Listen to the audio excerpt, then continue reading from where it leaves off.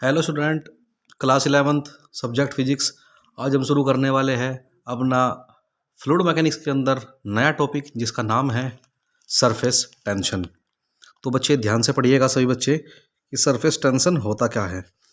आज हम इस लेक्चर में सरफेस टेंशन पढ़ेंगे सरफेस एनर्जी और देखेंगे कि सरफेस पर तैरने वाले लिक्विड के मॉलिक्यूल्स के बीच डिफरेंट टाइप के फोर्स कैसे लगते हैं। और इसी वीडियो में हम सरफेस एनर्जी पर बेस कुछ न्यूमेरिकल्स को भी सॉल्व करेंगे। तो सबसे पहले आज बात करते हैं कि सरफेस टेंशन क्या होता है। तो देखिए, सरफेस टेंशन को डेफिनेशन आप कॉपी पेन निकाल लीजिए। डेफिनेशन पहले आपको बता देते हैं कि सबसे पहले सरफेस टेंशन की अगर डेफिनेशन की बात करें तो होता है surface tension is the property by virtue of which the free surface of a liquid at rest behave like an elastic stretched membrane tending to contract so as to occupy minimum surface area. यानी surface tension liquid के surface की वह property होती है जिसके कारण liquid अपनी surface को मिनिमाइज करने के लिए अपनी सरफेस से लिक्विड को इलास्टिक प्रॉपर्टी शो करता है। देखिए, अगर आपको यहाँ सब कुछ गोलमोल हो गया हो, डेफिनेशन बिल्कुल भी समझ नहीं आया हो, तो आसान शब्दों में ऐसे कहते हैं कि लिक्विड का जो सरफेस होता है ना, लिक्विड का जो सरफेस होता है, सपोज ये हमारे पास में कंटेनर है, इस कंटेनर में लिक्विड भरा हुआ है, तो ये लिक्विड दो जगह से अपनी प्रॉपर्टी शो करता है। एक तो लिक्विड के अंदर वाली बात है, ये जो लिक्विड के अंदर वाली बात है ये होती है बल्क की property of the bulk. Bulk का मतलब होता है लिक्विड के अंदर की बात। तो बल्क में हमने बहुत सारी प्रॉपर्टी को डिस्कस करा था।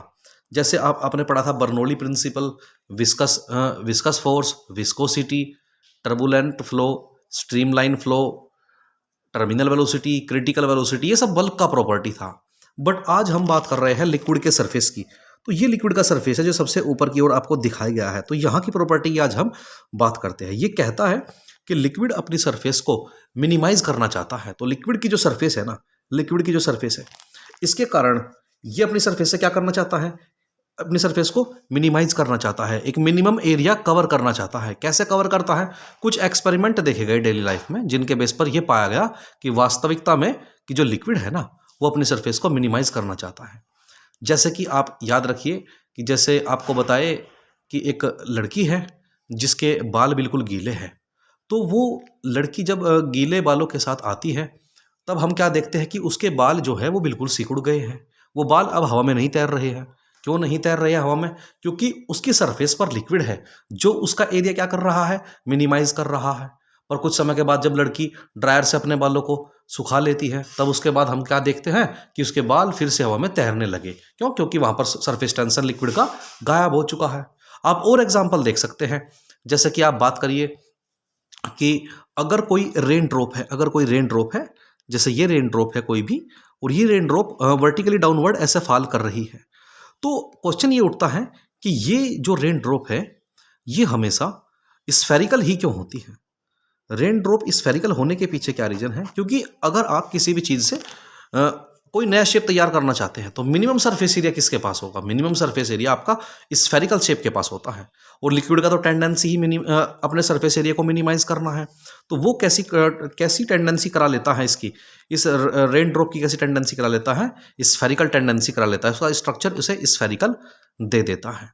तो जैसे कि हमारे पास में कागज़ है, अगर हमें कागज़ को एकदम से हड़बड़ाहट में आप नकल ले गए हैं एग्जाम में, अगर चीटिंग आप ले गए हैं एग्जाम में, तो क्या करते हैं, अगर आपको कागज़ से कोड़ना होगा तो आपने उठाया, दबोचा और एकदम से जेब में डाल लिया। कैसे डाल लिया? क्योंकि आपके पास में टाइम नहीं है उसे रेक्टेंगल में कन्वर्ट करने का, उसे ट्रायंगल में कन्वर्ट करने का। तो मिनिमम सरफेस एरिया आपको किस में लगा? एक स्फेयर में लगा। तो आपने अपनी चीटिंग को स्फेयर में कन्वर्ट कर लिया। तो स्फेयर ही एक ऐसी शेप होती है जो सबसे मिनिमम सरफेस एरिया शो करती है। तो इसी कारण अगर हम ग्रेविटी का प्रभाव ना माने, यानी ग्रेविटी को हम यहाँ पर ऐसा मान लीजिए कि ग्रेविटी का कोई रोल नहीं है, ग्रेविटी का कोई रोल नहीं है, ग्रेविटी का कोई रोल नहीं है। अगर ग्रेविटी का कोई रोल नहीं है तो इस केस में ये जो अगर ग्रेविटी होती तो उसके कारण इसका शेप थोड़ा बदल जाता, नीचे की ओर जाता। बट ग्रेविटी का कोई रोल नहीं है जिसके कारण इसका शेप हमने कैसा माना है? स्फेरिकल माना है। कुछ और एग्जाम्पल लिए गए, जैसे कि आपने 100 फिल्म देखा होगा कि सपोज आपने क्या काम करा, एक स्ट्रक्चर ले लिया, ऐसा एक स्ट्रक्चर कर लिया। इस स्ट्रक्चर के अंदर आपने क्या काम करा कि इसमें क्या भरा हुआ था, लिक्विड की यहाँ पर एक फिल्म बन चुकी थी। आपने क्या काम करा, इस पर लिक्विड की एक फिल्म बन चुकी थी। वो लिक्विड की फिल्म कैसे बन चुकी थी? जैसे कि आपने साबुन के पानी में से उठाया तो इस पर एक वो कलर्ड फिल्म बन चुकी थी। तभी आपने क्या काम करा, इस पर एक थ्रेड डाल दिया। एक धागा ये डाल दिया, ये धागा डाल दिया, और धागा जब इस पर आपने डाला तो कोई दिक्कत वाली बात नहीं थी। अचानक से आपने क्या काम करा, इस पर पिन मार दिया हल्का सा। जैसे ही पिन मार दिया तो बीच का स्पेस तो एम्प्टी हो चुका था। ये जो फिल्म थी अब इस धागे को अपनी ओर खींच रही थी। ये था स्ट्रक्चर, ये था स्ट्रक्चर। ये फिल्म अपनी ओर खींच रही थी और खींचकर इसने इधर से फोर्स लगाया, इधर से फोर्स लगाया, इधर से फोर्स लगाया, हर जगह से इस पर फोर्स लगाया और इस फिल्म को कैसा कर दिया, स्फेरिकल कर दिया। क्योंकि इस कंडीशन में इसका सरफेस एरिया कैसा था, मिनिमम था। तो लिक्विड की सरफेस क्या कर रही है, लिक्विड की सरफेस क्या कर रही है, एक खिंचाव बल लगा रही है, जिसके कारण लिक्विड मिनिमाइज हो रहा है, ये सरफेस इसका मिनिमाइज हो रहा है। ठीक, ये सारी घटनाएं हमारी किसकी है, सरफेस टेंशन की है। जैसे कि आप सरफेस पर ये मान के चलिए आपका कहीं पर लिक्विड है सरफेस पर, तो अब उस सरफेस पर अगर आप एक नीडल डाल दोगे ना, नीडल बहुत हल्की सी नीडल डाल दोगे तो वो भी सरफेस पर तैरती रहेगी। मच्छर पानी में नहीं डूबता, क्यों, मच्छर पानी में नहीं डूबता। यहाँ डेंसिटी की बात नहीं हम कर रहे, क्योंकि जो लिक्विड है वो उसकी टेंडेंसी है अपना सरफेस एरिया मिनिमाइज करने की, जिसके कारण वो मच्छर भी उस पर तैर रहा है। पहले सिक्के हुआ करते थे 25 पैसे 10 पैसे, वे सारे के सारे भी अगर आप उस पर डाल दोगे अलग अलग करके, एक साथ अगर डाल दोगे तो डूब जाएंगे। अगर अलग अलग करके डालोगे तो वे भी वहाँ पर क्या रखे, ऐसे के ऐसे ही रखे रहेंगे। क्यों, क्योंकि कहीं ना कहीं लिक्विड के पास वो ताकत है उसके सरफेस पर जो उन सिक्कों को नहीं डूबने दे रही। तो उसी घटना को आपने नाम क्या दिया है भाई, सरफेस टेंशन, उसे आपने नाम दिया है। चलिए आगे सरफेस टेंशन को और डिस्कस करते हैं। तो सरफेस टेंशन आपको अच्छे से समझ आ गया।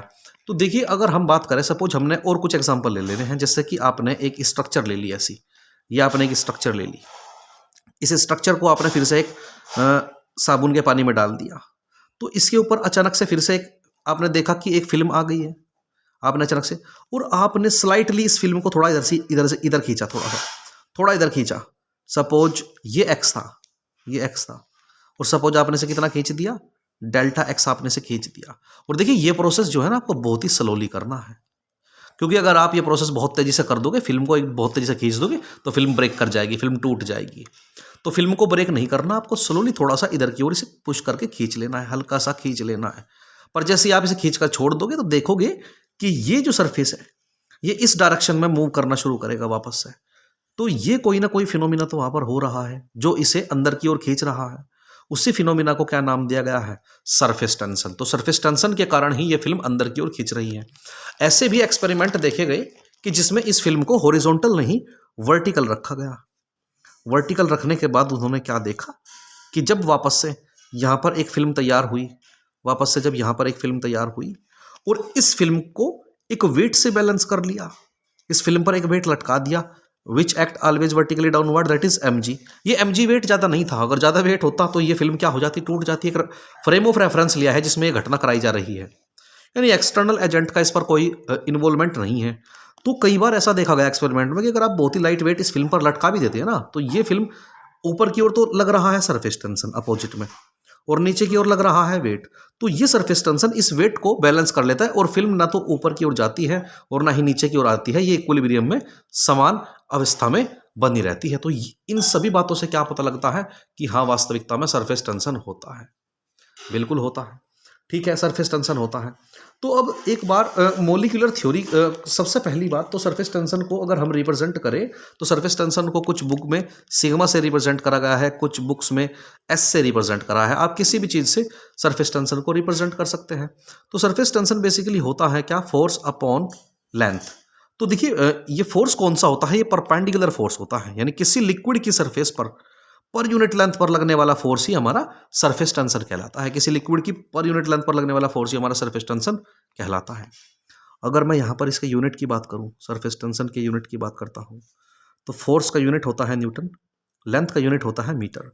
तो इसका यूनिट हुआ न्यूटन मीटर। अगर मुझे इसका डायमेंशन भी निकालना हो तो फोर्स का डायमेंशन ml/t-2 है, लेंथ का है हमारे पास में l, तो l से l कैंसिल आउट हुआ, तो mt-2 इज द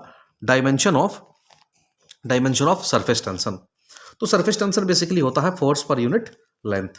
चलिए अब इसके बाद आपको अगर इसका यूनिट, आपको ये तो था आपका MKS यूनिट, अगर आपको इसका यूनिट सीजीएस में निकालना है तो न्यूटन को बोलते हैं आप डायन और मीटर को बोलते हैं सेंटीमीटर। तो डायन पर सेंटीमीटर इसका सीजीएस यूनिट हो गया। ठीक है, तो अब इसके बाद आपको हम बात बता दे रहे हैं, एक थ्योरी हम पढ़ने वाले हैं यहाँ पर, molecular theory of surface tension. चलिए मोलिकुलर थ्योरी के द्वारा भी सरफेस टेंशन को जरा पढ़ लेते हैं। क्या है मॉलिक्यूलर थ्योरी सरफेस टेंशन की?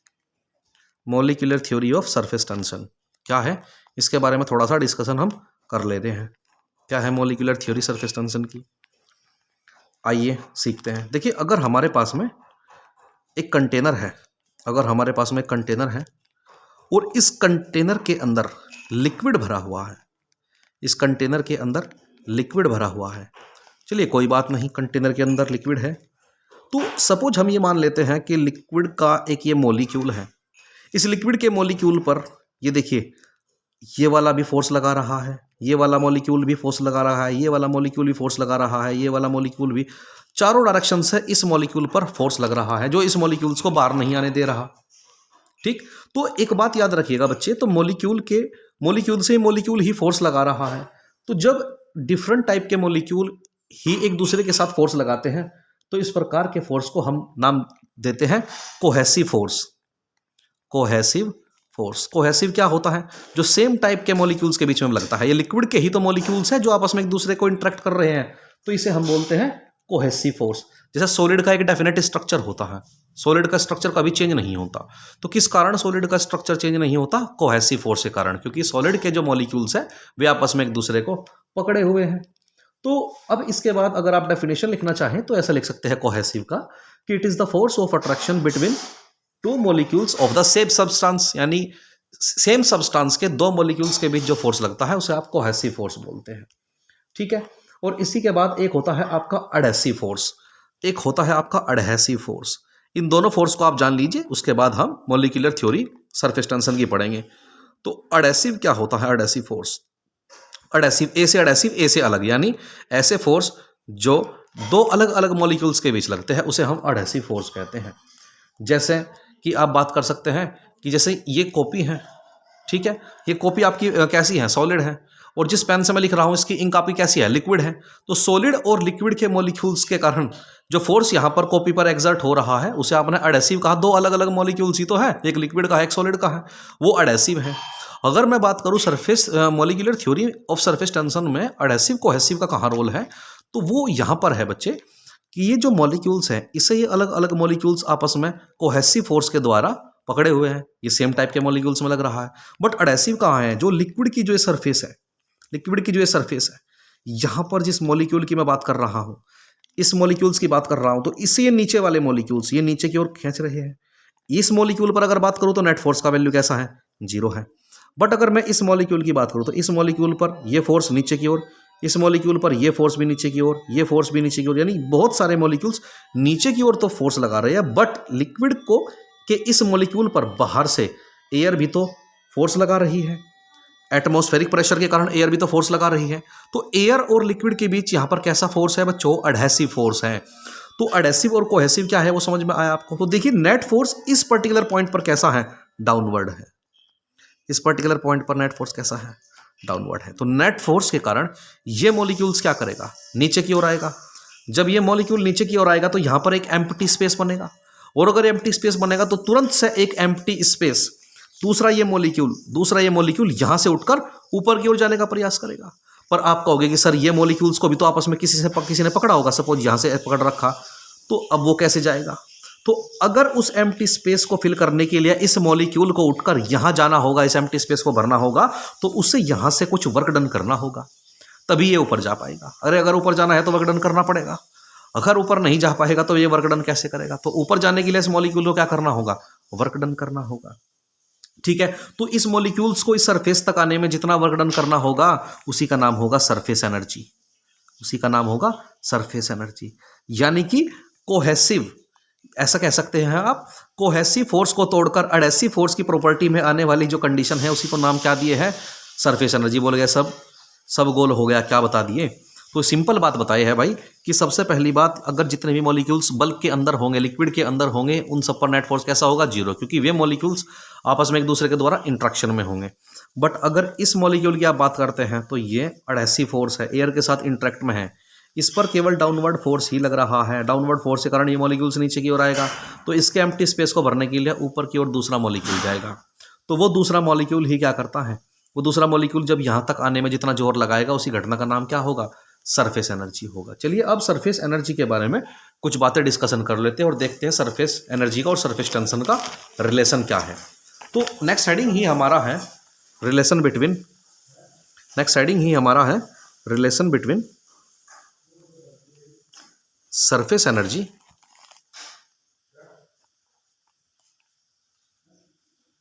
And surface tension. अगर आपका कोई क्वेश्चन है तो आप कमेंट बॉक्स में जाकर पूछ सकते हैं।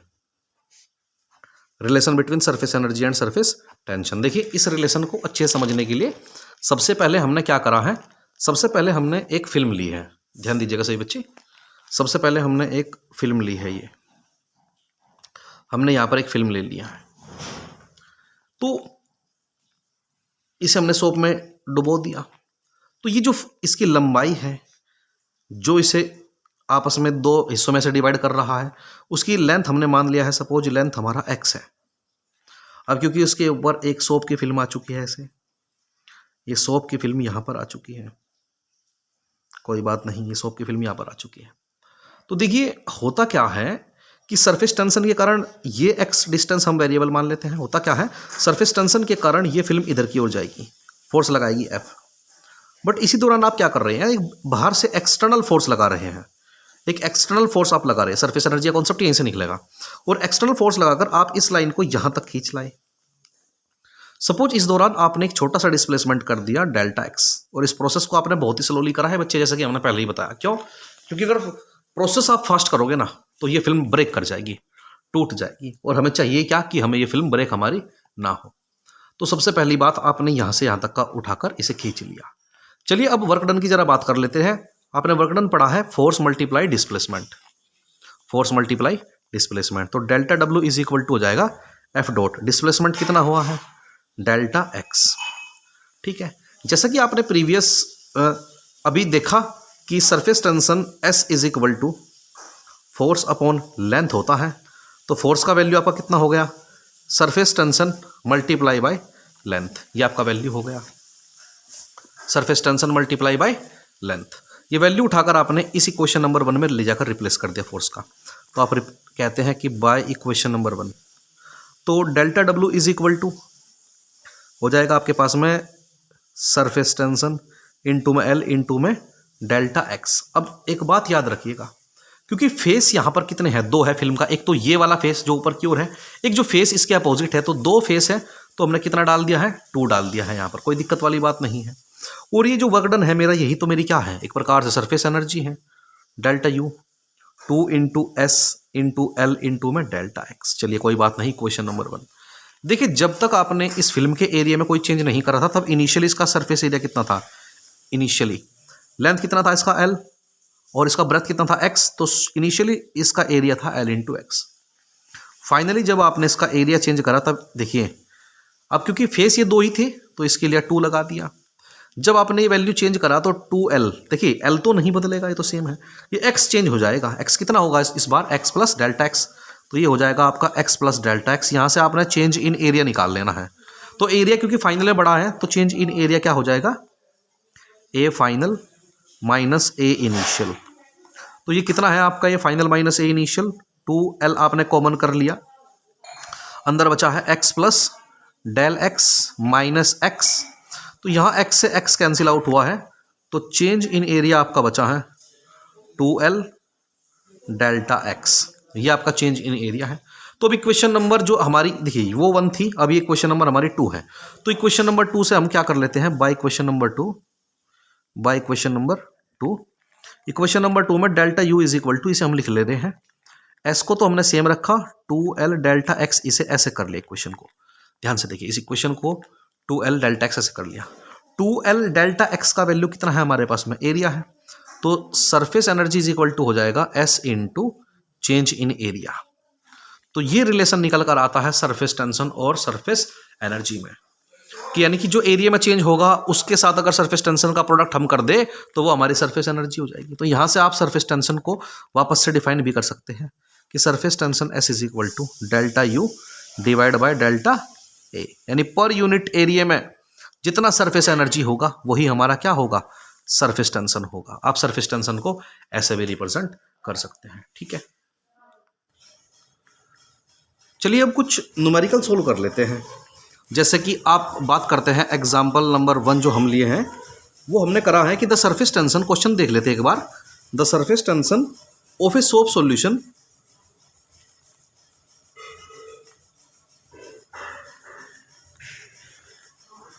Is 0.03 newton per metre. How much work is done, how much work is done to produce a soap bubble of radius 0.05 metre. चलिए सॉल्यूशन देख लेते हैं। क्वेश्चन में ये कहा है कि जो सरफेस टेंशन है एक सोप सॉल्यूशन का वो 0.03 है, यानी सरफेस टेंशन आपको दिया है, ऐसा आपको दिया है 0.03 न्यूटन पर मीटर। यह आपको सरफेस टेंशन दिया है 0.03 न्यूटन पर मीटर का सरफेस टेंशन दिया है। कह रहा है कितना वर्क डन आपको करना होगा अगर सोप बबल का रेडियस कितना करना है। अगर सोप बबल का रेडियस करना है, आपको रेडियस दिया है 0.05 मीटर। तो देखिए वर्क डन की कोई ज़्यादा बड़ी कैलकुलेशन नहीं है, सिंपल सा है क्वेश्चन। आप सिंपली लिख लोगे कि work done is equal to total surface area multiply by surface tension. तो टोटल सरफेस एरिया कितना है, दो फिल्म में 2 सरफेस होते हैं, तो 2 × 4 पाई r स्क्वायर और मल्टीप्लाई बाय सरफेस टेंशन आपका s। यही तो है टोटल सरफेस एरिया।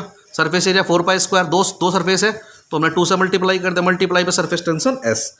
देखिए 2 तो 2 है, 4 का वैल्यू 4 है, पाई का वैल्यू आप लिख लोगे 3.14। रेडियस आपको दिया है 0.05 का स्क्वायर मल्टीप्लाई 0.03। आप इसका कैलकुलेशन इजीली कर सकते हैं और कैलकुलेशन इजीली करने के बाद आपका आंसर 1.884 इंटू 10⁻³ जूल आना चाहिए। तो क्वेश्चन बिल्कुल आसान लगा क्योंकि वर्क डन का यूनिट भी जूल ही होता है। चलिए अब कुछ इंपॉर्टेंट क्वेश्चन को और थोड़ा चल लेते हैं। सेंट्रल स्कूल 2009 में ये क्वेश्चन आया है, तो क्वेश्चन थोड़ा सा पेचीदा लगेगा आपको शुरुआत में, पर इजी लगेगा अगर आप थोड़ा ध्यान से देखिएगा। एग्जाम्पल की बात कर लेते हैं। एग्जाम्पल नंबर 2, एग्जाम्पल नंबर 2 है एक लिक्विड ड्रॉप। ये बड़ा इंपॉर्टेंट क्वेश्चन है। ए लिक्विड ड्रॉप, चलिए बच्चों नेक्स्ट क्वेश्चन देखते हैं। नेक्स्ट क्वेश्चन है हमारा कि a liquid drop of diameter d breaks up into 27 train drops, find the resulting change in energy, take surface tension is equal to sigma. देखिए question कोई ज़्यादा डिफिकल्ट नहीं है। सबसे पहली बात आपको बताएं, एक लिक्विड की ड्रॉप थी जिसका डायमीटर कितना दिया था, डायमीटर कितना दिया था आपको, d दिया था। तो डायमीटर आप देखिए यहाँ पर d दिया है, कोई दिक्कत नहीं है, डायमीटर आपको d दिया है। तो जो लिक्विड ड्रॉप की जो लिक्विड ड्रॉप थी उसका डायमीटर d था, उसे हमने तोड़ा है 27 टिनी ड्रॉप्स में। तो इस दौरान उसकी एनर्जी में कोई चेंज आएगा। तो सबसे पहले आप मुझे बताइए, हम इस डायमीटर से सबसे पहले रेडियस निकाल लेते हैं। तो रेडियस क्या होता है आपको पता है, डायमीटर का हाफ होता है d/2। तो हमने मान लिया कि ये जो बड़ी बॉल थी इससे ब्रेक कर कर छोटी छोटी 27 ड्रॉप्स बनी है, तो इनकी एनर्जी हमें निकालनी है। छोटी छोटी 27 ड्रॉप्स बनी है। तो सबसे पहली बात हम ये अज्यूम कर लेते हैं कि let radius of each small drop is equal to small r। हमने मान लिया कि हर एक स्मॉल ड्रॉप का रेडियस कैसा है, स्मॉल r है। तो अगर मैं एक इक्वेशन यहाँ पर लिख देता हूँ, आपको पता होगा कि एक बड़ी बूंद का जो वॉल्यूम होगा ना वो 27 × 1, क्योंकि सारी की सारी बॉल कैसी है, आइडेंटिकल है। तो 27 × 4/3 πr³, यानी एक छोटी बूंद का वॉल्यूम मल्टीप्लाई बाय 27। ऐसा क्यों करा, क्योंकि 27 तो ड्रॉप थी, सारी की सारी बूंद आइडेंटिकल है, तो एक ही बूंद का volume multiply by 27 is equal to बड़ी बूंद के वॉल्यूम के इक्वल होगा। तो बड़ी ड्रॉप कितनी है 4/3 πr³, और रेडियस कितनी थी उसकी, डायमीटर यानी d/2⁻3। आइए आप सबको यहाँ तक बात समझ में आई होगी। तो हमने क्या करा है, सिंपली करना कुछ नहीं है, प्रॉब्लम को जैसे जैसे क्वेश्चन में दिया है ऐसे रखा है, क्योंकि जो d डायमीटर वाली बॉल थी वो कितने हिस्से में कन्वर्ट हुई है, वो 27 हिस्सों में कन्वर्ट हुई है, और सारे के सारे 27 हिस्से कैसे हैं, आइडेंटिकल है। तो 27 × एक छोटी बूंद का वॉल्यूम इज इक्वल टू बड़ी बूंद का वॉल्यूम। तो 4/3 पाई से आपने क्या कर दे रहे हैं, 4/3 पाई यहाँ पर कैंसिल आउट कर दे रहे हैं। अब देखिए d/2 जो है आपका, उसे d/2 का क्यूब आपने सेम रखा है, इज इक्वल टू जो 27 इंटू आर की क्यूब बची से आपने 3r का क्यूब रखा, और दोनों साइड से जैसे ही आपने क्यूब रूट लिया तो आपके पास में d/2 इज इक्वल टू में 3r बचा, और स्मॉल r का वैल्यू इस बार आपके पास में d/6 आया। आई होप यहाँ तक तो आपको बात समझ में आ ही गया होगा। तो स्मॉल r का वैल्यू आपने यहाँ से d/6 निकाल लिया। तो सबसे पहली बात, अब आप क्या करोगे, वही सरफेस एरिया में चेंज निकाल लोगे। तो इनिशियल सरफेस एरिया कितना है आपके पास में, इनिशियल सरफेस एरिया आपके पास में है 4 पाई, कैपिटल R था उसका रेडियस शुरुआत में हमने मान लिया, और R की जगह आप क्या रखोगे 4 पाई, R की जगह रखोगे आप d/2 का स्क्वायर। ये सोल्व कर लेते हैं। 4 पाई सेम रखा, d स्क्वायर डिवाइड बाई 4, 4 से 4, तो इनिशियल सरफेस एरिया कितना है पाई d का स्क्वायर। चलिए फाइनल सरफेस एरिया कितना है, फाइनल सरफेस एरिया किसका है बच्चों, 27 टिनी ड्रॉपलेट्स का है। तो final surface area is equal to 27 multiply by एक स्मॉल जो आपकी बॉल थी, कितना था आपका 4 पाई स्मॉल r का स्क्वायर। तो अब आप यहां से क्या करते हैं, स्मॉल r का वैल्यू आप d/6 पीछे निकाल चुके हैं, तो लिखते हैं 27 मल्टीप्लाई 4 पाई d/6 का, यहां पर लेते हैं आप स्क्वायर, तो 27 मल्टीप्लाई 4 पाई d स्क्वायर, नीचे है आपका 36, तो आप कर लेते हैं 9 से 9 3 27, 9 चौक 36, 4 से कटा 4, तो ये आपके पास में 3 पाई d का स्क्वायर आ गया फाइनल सरफेस एरिया। तो आप निकालते हो सरफेस एरिया में इंक्रीमेंट कितना हुआ है, तो आप लिखोगे increase in surface area, increase in surface area, surface area में कितना इंक्रीमेंट हुआ है, तो फाइनल कितना है आपके पास में 3 पाई d का स्क्वायर, इनिशियल कितना है आपके पास में पाई d का स्क्वायर, तो कितना बचा हुआ आपके पास में 2 पाई d का स्क्वायर। ठीक है, और आपको एनर्जी निकालना था, सिंपल है, तो चेंज इन एनर्जी आपके पास में हो जाएगा, चेंज इन एनर्जी आपके पास में हो जाएगा increase in surface area, increase in surface area multiply by surface tension. ये तो सिंपल सा फॉर्मूला है। तो change in energy is equal to, change in energy is equal to increase in surface area कितना है आपके पास में 2 पाई d का स्क्वायर, और सरफेस टेंशन कितना है सिग्मा, और यही आपका क्या है बच्चों आंसर है। देखिए क्वेश्चन में कोई ज़्यादा बड़ी बात नहीं थी, क्वेश्चन बिल्कुल सिंपल सा था। एक बार दोबारा आपको बता दे रहे हैं कि एक लिक्विड की ड्रॉप थी जिसका डायमीटर कितना था d था, उस लिक्विड की ड्रॉप को ब्रेक करा गया 27 टिनी ड्रॉप्स में, तो रिजल्टिंग चेंज निकालना था सरफेस एनर्जी में, तो सरफेस टेंशन दिया है आपको सिग्मा।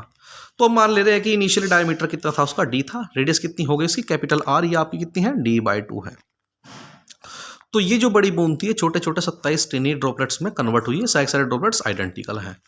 तो अगर हम यहाँ पर मान ले रहे हैं कि रेडियस जो है छोटी जो ड्रॉप थी उसका रेडियस स्मॉल r है, तब एक बड़ी बूंद का वॉल्यूम 27 मल्टीप्लाई बाय एक छोटी बूंद के वॉल्यूम के इक्वल होगा बिल्कुल, क्योंकि वो सारी बॉल आइडेंटिकल थी। यहाँ से हमने स्मॉल r का वैल्यू निकाल लिया, d/6 कर लिया। तो अब हमें करना कुछ नहीं था, वही इनिशियल एरिया और फाइनल एरिया और change in area multiply by surface tension. तो इनिशियल एरिया क्योंकि बड़ी ड्रॉप थी शुरुआत में, तो उसका 4 पाई r स्क्वायर रखा, r का वैल्यू आपने d/2 कहा था शुरुआत में, तो आपने पाई d स्क्वायर निकाल लिया। फाइनल में सरफेस एरिया कितना था 27 मल्टीप्लाई 4 पाई r स्क्वायर, r का वैल्यू d/6 रखा, आपने कैलकुलेशन सोल्व करके 3 पाई d स्क्वायर निकाल लिया। तो सरफेस एरिया में कितना इंक्रीमेंट आया आपका, या कह सकते हैं इंक्रीज इन सरफेस एरिया, तो फाइनल माइनस इनिशियल, तो फाइनल कितना है आपके पास में 3 पाई d स्क्वायर, इनिशियल है पाई d का स्क्वायर, सब्ट्रैक्ट करा तो 2 पाई d स्क्वायर आया। तो चेंज इन एनर्जी कितना है, increase in surface area multiply by surface tension, तो चेंज इन एनर्जी कितना आया 2 pi d square into sigma.